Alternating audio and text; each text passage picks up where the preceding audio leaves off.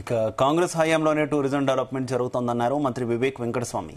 మంత్రి కొండా సురేఖతో కలిసి బాసర జ్ఞాన సరస్వతి అమ్మవారిని దర్శించుకుని ప్రత్యేక పూజలు నిర్వహించారు. అనంతరం పలు అభివృద్ధి కార్యక్రమాలకు శంకుస్థాపన చేశారు మంత్రులు. కాంగ్రెస్ టెంపుల్ టూరిజాన్ని అభివృద్ధి చేస్తోందన్నారు.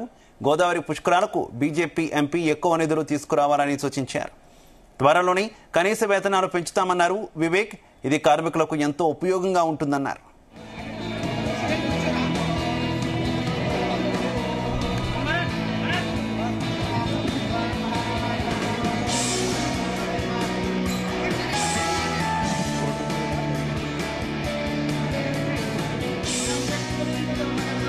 మరమ్మతులు చేపించి ఈరోజు అది ప్రజలకు అంకితం చేస్తూ దాన్ని ఓపెనింగ్ చేయడం మరి చాలా సంతోషంగా ఉంది. దాంతో పాటుగా 3,48,00,000తోటి ఈ ఈవో బిల్డింగ్ ని కూడా ఈరోజు పూర్తి చేసుకొని దాన్ని కూడా ప్రారంభించుకోవడం జరిగింది. అదేవిధంగా మా డిపార్ట్మెంట్ ఎండోమెంట్ నుంచి కమిషనర్ గారు టాయిలెట్స్ కూడా మంజూరు చేస్తూ 40 లక్షల రూపాయలను కూడా మరి జీవో విడుదల చేయడం జరిగింది.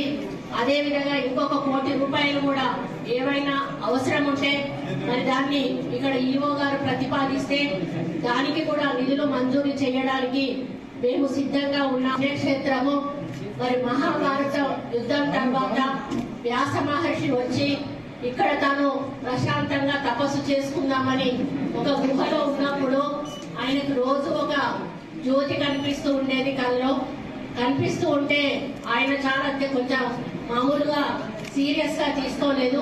అలా ప్రతినిత్యం కూడా కనిపిస్తున్న సందర్భంలో మరి ఒక రోజు ఆ జ్యోతితో మరి మాట్లాడితే ప్రతిస్పందిస్తుందా అని చెప్పి ఎందుకు నువ్వు ఈరోజు ఇక్కడ చదువు అందరూ కూడా పిల్లలను తీసుకొచ్చి ఇక్కడ మంచి చదువు కల్పించాలని అని చెప్పి ఇక్కడ మొక్కుతున్న తర్వాత వాళ్ళందరికీ కూడా చదువులో ధ్యాస రావాలని చెప్పి ఈ ఆలయానికి ముఖ్యమైన విషయం.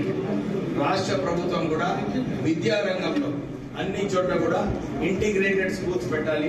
ఇంటిగ్రేటెడ్ స్కూల్స్ ద్వారా అందరికీ మంచి విద్య రావాలని చెప్పి కూడా ఈ ఆలోచనతోని ఖజానా ఖాళీ అయినప్పటికీ కూడా టీఆర్ఎస్ ప్రభుత్వం ఏదైతే 60,000 కోట్ల అప్పుతోని 8 లక్షల కోట్ల అప్పు తెచ్చినప్పటికీ కూడా విద్య గురించి రాష్ట్ర ప్రభుత్వము అన్ని బడ్జెట్లలో మన ఇంటిగ్రేటెడ్ స్కూల్స్ కోసం కూడా పెట్టడం జరిగింది.